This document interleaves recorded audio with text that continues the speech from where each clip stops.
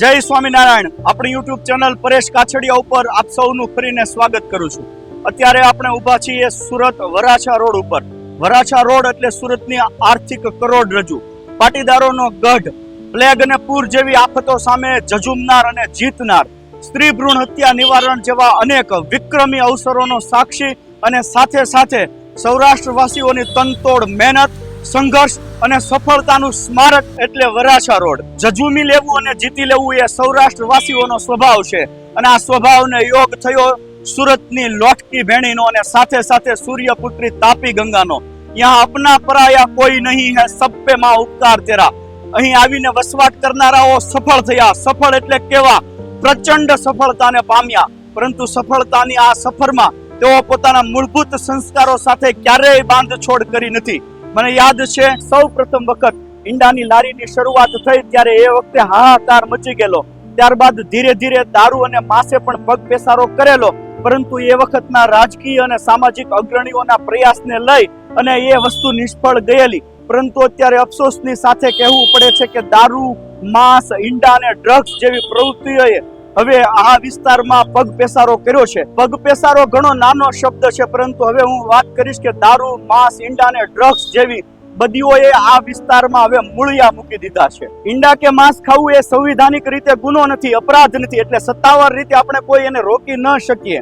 પરંતુ વરાછાની છાતી ઉપર બેસીને અહીંયા થોડાક જ અંતરે જો માંસ બેફામ બે રોકટોક વેચાતું હોય તો તમામ સમાજના અગ્રણીઓએ આગળ આવી અને એને રોકવાની કોશિશ કરવી જોઈએ। સંવિધાનિક અપરાધ ગણાય કે ન ગણાય, આપણે હિન્દુ છીએ। આપણા શાસ્ત્રો 18 પુરાણ, વેદ, મહાભારત, રામાયણ, શિક્ષાપત્રી કે જૈન સમુદાયના શાસ્ત્રો, આ તમામ શાસ્ત્રોમાં દારૂ, માંસ અને ઈંડાનો સખત શબ્દોમાં નિષેધ કરેલો છે। આ કોઈ એક જ સમાજને લાગુ પડતી વાત નથી, દરેક સમાજને લાગુ પડતી વાત છે।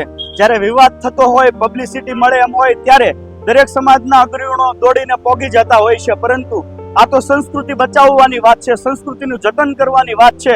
અહીંયા કોણ આગળ આવે છે એ જોવાનું રહ્યું।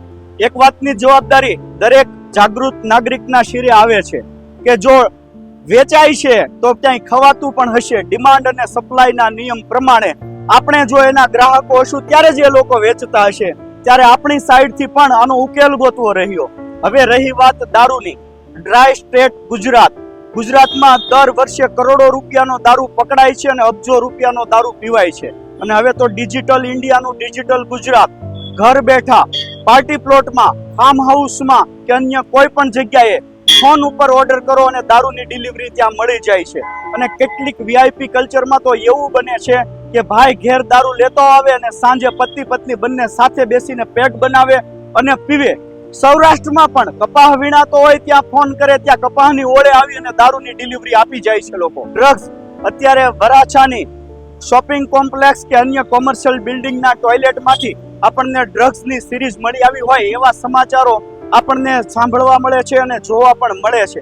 ત્યારે ડ્રગ્સ ચલમમાં ભરવા માટે કે સિગારમાં ભરવા માટે ગાંજો કે અન્ય કેફી દ્રવ્યો વરાછા રોડના પુલ નીચે અમુક ચોક્કસ વ્યક્તિઓ પાસેથી અમુક ચોક્કસ જગ્યાએથી મળી રહે છે। અને આ અમુક ચોક્કસ વ્યક્તિઓ અને ચોક્કસ જગ્યાઓ વરાછા રોડ ઉપર ઘણી જગ્યાએ છે આ વસ્તુ, અને ત્યાંથી આપણા જ દીકરા અને દીકરીઓ આ મોતનો સામાન, બરબાદીનો સામાન ખરીદી રહ્યા છે।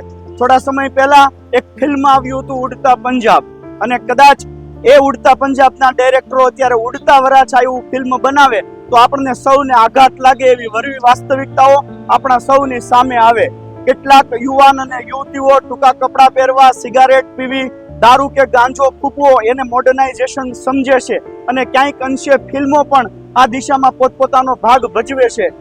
मैं जिंदगी का साथ निभाता चला गया, हर फिक्र को धुएं में उड़ाता चला गया, तुमने मेरी जिंदगी खराब की है, तुम्हारे लिए ही मैंने शराब पी है, बड़ी महंगी हुई है शराब, થોડી થોડી પિયા કરો।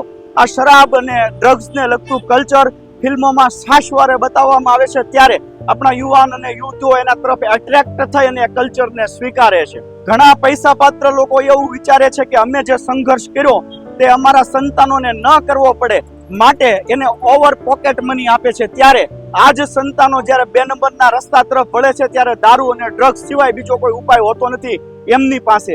અમુક મિડલ ક્લાસ છોકરા છોકરીઓ પણ દેખાદેખીને લઈ અને આ પ્રવૃત્તિઓમાં પડે છે અને ત્યારબાદ આ તોતિંગ ખર્ચો કાઢવા માટે 2 નંબરના રસ્તા તરફ વળે છે.